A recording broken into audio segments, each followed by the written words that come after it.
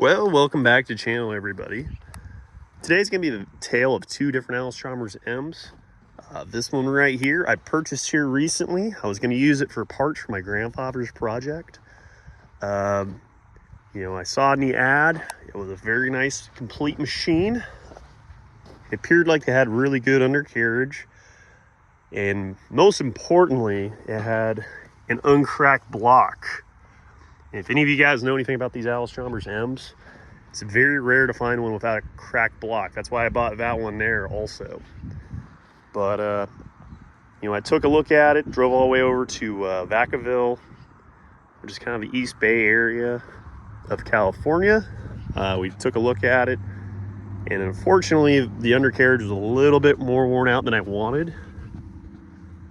And it's still in good shape, still serviceable. But wasn't what I wanted for my grandfather's tractor. So I still bought it. It was a good deal.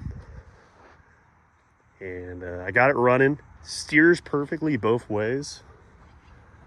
And it runs really, really well. So today's video, we're going to be disking a little bit with it. And I was out disking a little bit here with it a couple hours ago. I was hoping to use this one here, my 1937 Allis Chalmers M, but unfortunately, like a lot of stuff right now with that new fuel, it just completely clogged up the carburetor again. A lot of chunks have been coming out, and it's rather unfortunate. I got to take it all apart, probably sandblast it out, if not try the electrolysis process again and see if we could fix this one up.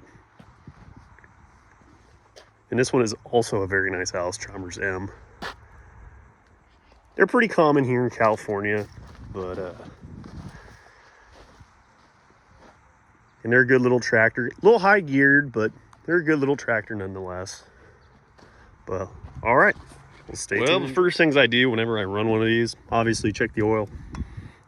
And I just changed it yesterday. I had a little moisture in it when I first got it, and I ran it for probably about an hour so far, and it's been pretty good.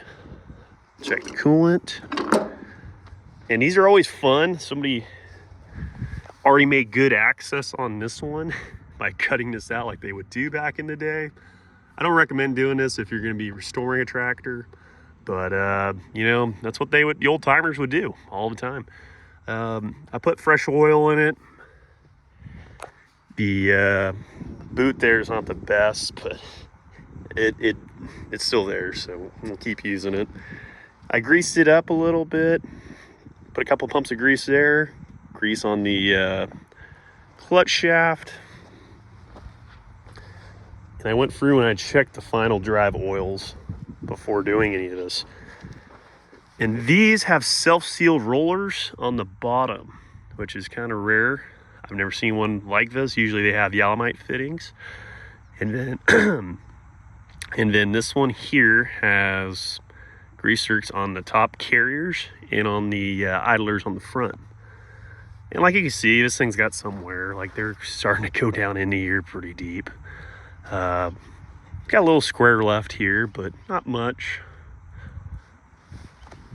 And this tractor's got some weird old-timer kind of stuff on it. It's got a weird bracket here, extension on the clutch handle. I just haven't taken any of that stuff off. A little bit of play there, weird step, and really unfortunate torch holes here, and they decided to torch all of this along the side, make them a little bit more narrow, I guess. I don't know what people were thinking back in the day, but that's what they did. But let me fire it up here and we'll let it warm up. All right, well, we got it running. I'm gonna let it warm up here for a minute. I was just doing a little bit of disking with it, trying it out, making sure it would stay running, unlike this one. But I'm just trying to knock all the weeds down over there so my place doesn't look too bad. I got the original 1930s Allis Chalmers disc that came with my grandfather's tractor. And he had that tractor since the 1950s, so I just assume that's from the 30s. I have one busted disc blade, but it's been working good. It's been flattening this place out real nice. So let's get to it. All right, well, This is what the operator platform looks like on the Allis Chalmers M. We have the latest and greatest amenities. Got oil pressure gauge, no temp gauge. This is your starter switch, throttle, gear selector, hand clutch, foot brakes, and your turning clutches.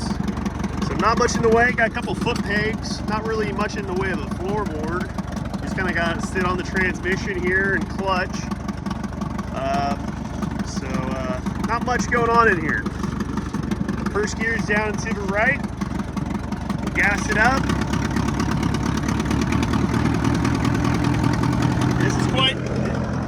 This is about maxed out for Allis Chalmers with this disc. So let's go.